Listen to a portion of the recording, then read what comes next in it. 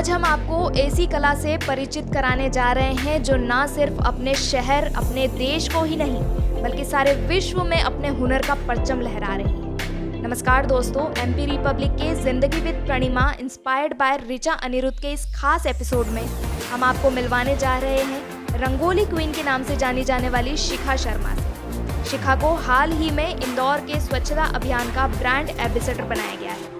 उनके द्वारा social media पर बनाई जाने वाली रंगोली उनके फैंस को काफ़ी पसंद आती है। आज हम आपको उनके व्यक्तिगत जीवन के बारे में परिचित कराने जा रहे हैं कि कौन उनके जीवन में इंस्पिरेशन बना और कैसे इस कला को एक नई उड़ान दी।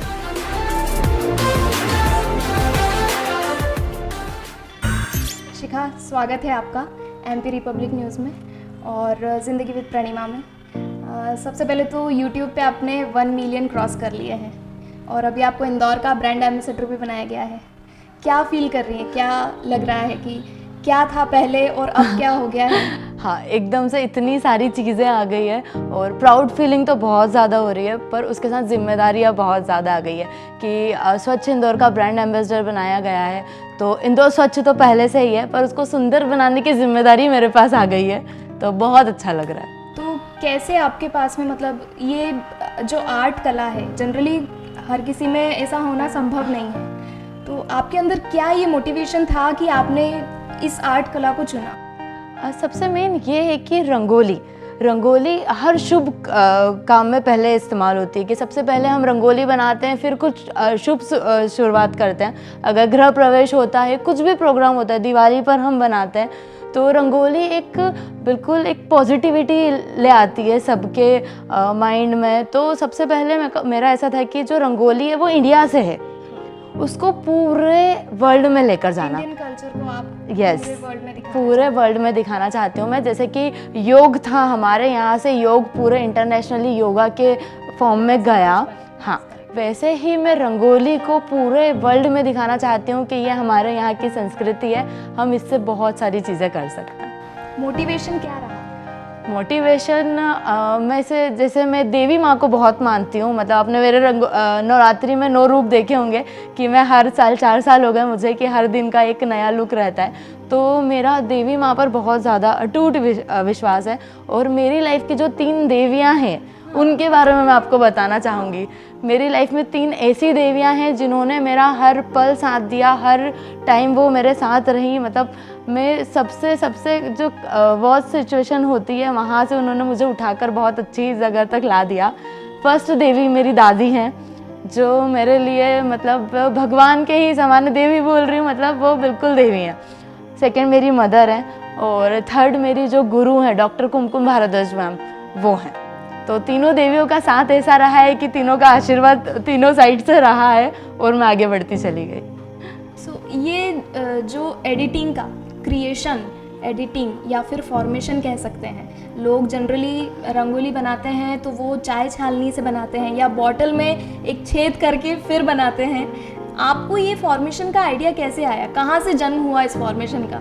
आप देखिए, अगर एक कुछ भी नॉर्मल सी चीज़ आपके पास बार बार आती है, जैसे मम्मी हमको खाना परोसती है नॉर्मल, रोज़ डेली दाल चावल देगी तो हम नहीं खाएंगे, पर मम्मी जब उसमें फॉर्मेशन करती है, कभी ऑरिगेनो डालकर, कभी अचार के साथ, तो जो एक रैपअप करके या कुछ यूनिक सी एक टच जो आ जाता है ना, एक मज़ा जो आ जाता है, तो उससे हम खा लेते हैं। ऐसा होता है हर बार। तो ये वाली चीज़ों को ध्यान में रख के हमारा हमेशा से ऐसा था कि हम कुछ यूनिक चीज़ प्रोवाइड करें। हमारे जो व्यूअर्स हैं, हम उन्हें इतना अच्छा चीज़ें दें कि वो देखकर ये बोले अरे वाह, ये कैसे किया है, कैसे बनाया है, उनको सोचने पर मजबूर कर दें।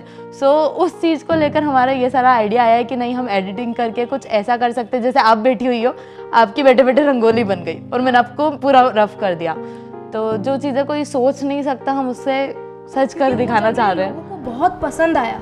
मतलब आप जैसे रंगोली बना रहे हैं और उसके बाद आप उसको इरेज करके और सडनली नई रंगोली आ जाती है, सो वो लोगों को इतना पसंद आया है जिसके कारण से आज आपको, मतलब शायद ही मैंने कहीं पे सुना होगा कि इंदौर क्षेत्र में आपको कोई नहीं जानता होगा इस फॉर्मेशन के चलते। और इसके अलावा जैसे आप ये सब आर्ट वर्क कर रही हैं, तो ये कितने समय से कर रही हैं और स्टार्ट कैसा रहा, मतलब ग्राउंड लेवल क्या था इसका? मुझे बनना तो डॉक्टर था, पर कुछ वजह से मैं बाहर नहीं जा पाई, इंदौर में मेरा सिलेक्शन नहीं हुआ, मैं बाहर नहीं जा पाई। और उसकी वजह से ऐसा हुआ था कि जो दिवाली पर हम घर सजाते हैं, तो मैंने कुछ कलर्स लेकर कुछ पेंटिंग्स बनाई और पेंटिंग्स बनाकर घर में लगा दी थी। तो दिवाली पर सब मिलने आते हैं, या दादी बहुत फैमिलियर थी तो सभी आते थे घर में। तो कुछ पेरेंट्स ऐसे थे कि नहीं, आप हमारे बच्चों को तो सिखाओ ही सिखाओ, हमको नहीं पता, हम तो भेजेंगे। तो मेरे साथ ऐसा होता था कि मैं सुबह सो के उठी और बच्चे सामने बैठे होते थे। अब आप बताओ कि मैं उठ के करूँ क्या।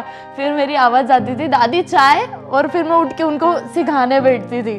तो उस लेवल से मैंने स्टार्ट किया था कि 3-4 बच्चे आके सुबह से बैठे होते थे, मैं उनको सिखाना स्टार्ट किया। वहाँ से सिखाते सिखाते मैं इतना सीख गई हूँ कि 6 साल से मैं सिखा रही हूँ। और उसके बाद मेरा BA MA इसी फील्ड में कंप्लीट हो गया और मैं अब PhD करने वाली हूँ। मतलब आपको एक प्रॉपर डिग्री मिल जाएगी अब इस बिल्कुल।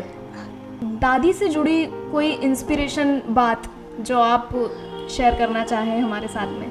दादी हमेशा से मुझे इतना आगे बढ़ाना चाहती थी कि जब मेरी एग्ज़ाम होती थी या कुछ भी होता था, ऐसा वाला कुछ प्रोग्राम होता था, तो हमेशा ऐसा हो गया था मेरे साथ कि कॉलेज जाती थी और वहाँ से मुझे कंपटीशन में जाना होता था।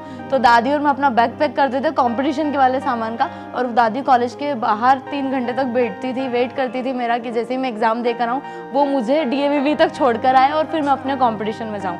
और एक बार तो ऐसा हुआ था कि जब मेरी MBBS की एग्ज़ाम थी तो मैं पहले जाती नहीं थी अकेले, तो दादी मुझे लेकर आती थी, छोड़ने जाती थी।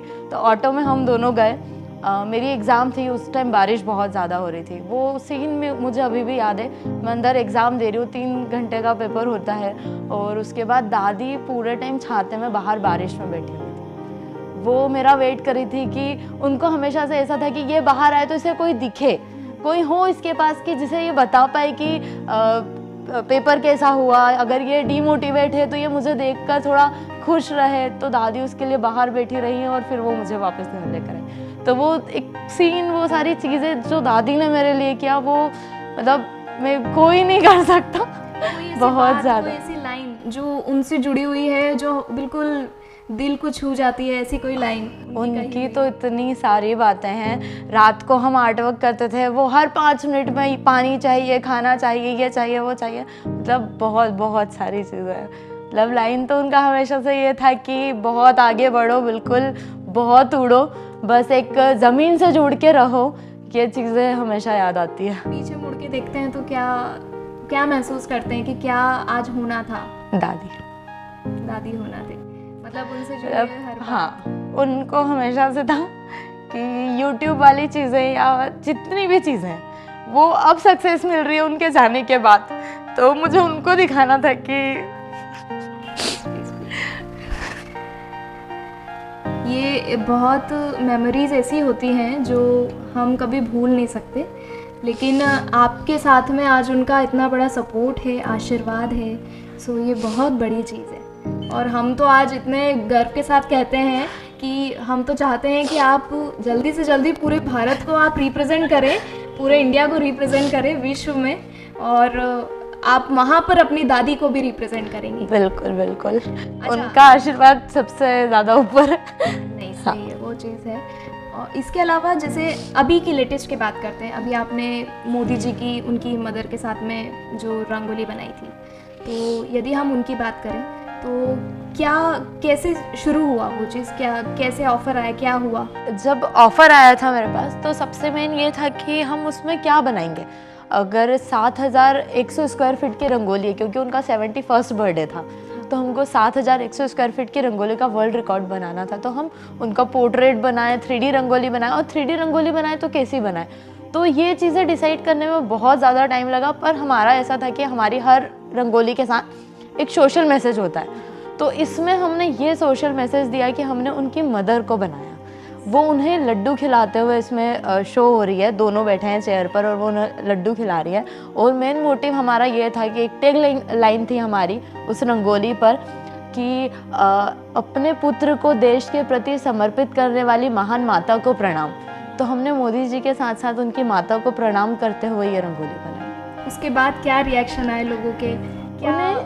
सबसे मेन तो ये था कि सब लोगों ने मुझे आकर एक चीज़ बोली कि हमें एक चीज़ इसमें पसंद नहीं आई कि तुमने सिर्फ जान नहीं डाली है उसमें, बाकी तो वो लग रहा है कि वो सामने ही बैठे हुए हैं। तो ये वाला जो कमेंट सुनने को मिला, ये बहुत ज़्यादा खुशी मिली इससे मुझे। हाँ, क्योंकि ये बहुत प्राउड मोमेंट होता है। आप अपने देश के जो प्रधानमंत्री हैं उनको आप रंगोली में इतने अच्छे से दिखा रहे हैं और लोगों के प्रति इतना अच्छा सोशल मैसेज दे रहे हैं, जो बहुत प्राउड मोमेंट है। मैं तो हमारी पूरी टीम आपके लिए ये प्रार्थना करती है कि आप जल्दी से जल्दी इंडिया को रिप्रेजेंट करें पूरे देश के सामने, पूरे विश्व के सामने इंडिया को रिप्रेजेंट करें आप, और ऐसे ही हमको गौरवान्वित करते रहें। और इंदौर का नाम, आपने जो रंगोली क्वीन इतनी इंदौर में छा गई है, तो हम ये चाहते हैं कि आप पूरे विश्व में छा जाए।